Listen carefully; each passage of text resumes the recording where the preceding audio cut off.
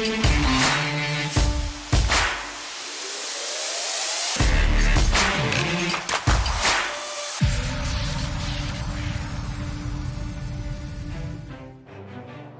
Hail Stalkers, it's time for some 5-star training today. Today we're going to focus on the mobile app, and specifically we're going to actually check out how to search for hail maps, okay? So we're going to look at 3 different ways that we're going to search for hail across the United States. So we're going to start, we just got to dive right on in. So we're actually going to start, first thing we got to do is just click right here on Maps.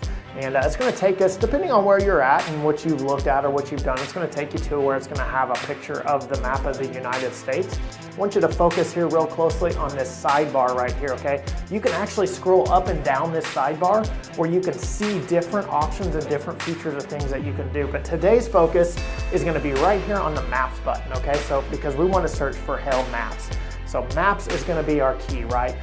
Now it's pretty simple to actually search for maps. Let's say that we were at a house and we want to search for a specific address that we're at. So I'm sitting at a homeowner's house or maybe an office or a commercial property that we're looking at. I need to know all the dates that it's actually held at that property. So very, very simply, all I have to do is just come up here and tap on the GPS location. Notice it's going to hone the map in and zoom me all the way down to my exact location at that property. Really great, right? Gets me right to it. Then all I have to do is just tap on the map and it's going to show me a list of every storm. Notice that the list here has changed and it shows that we have found 6 maps.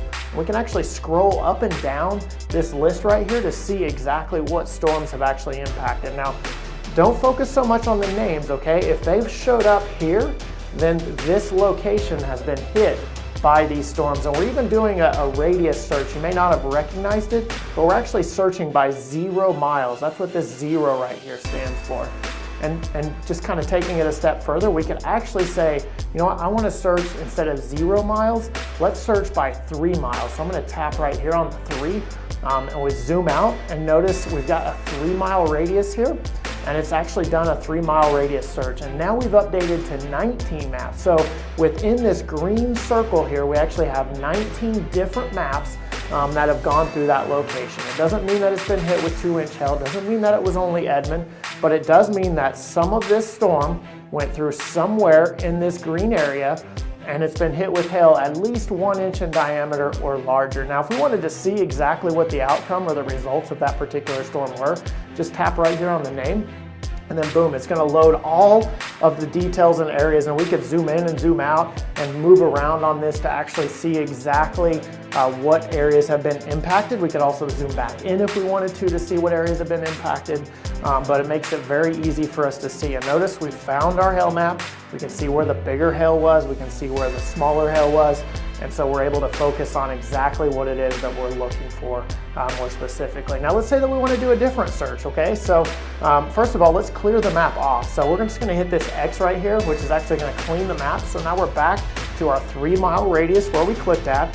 But let's say that we want to search, I want to know all the storms that happened yesterday across the United States. So I want to draw your attention to this little red 1 right here. This is actually the filters that we put in place to generate a list of maps, okay? So if we click on this filter here, just tap on it right there, it's actually gonna show us the filters that we have. So 2 things. So the first thing right here is we have a latitude and longitude filter that is in place, but we can also tap right here to select a date range as well. So there's a couple of different filters that we could put in.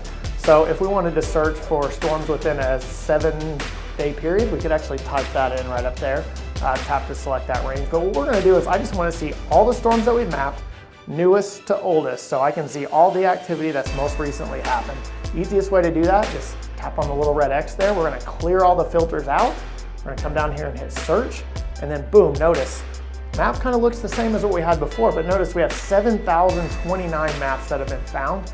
This, on the particular date that we've shot this video, is the most recent map that we've actually produced here at Hail Trace. And so whenever you see this, it'll probably be different as we've made more storms have happened across the United States. But that's the super easy way for you to find a list of storms from newest to oldest inside of the mobile app. Now we have one more way that we might want to search. Let's say I'm at the office and somebody calls in and they say, hey, I need to know, has it hailed at my house?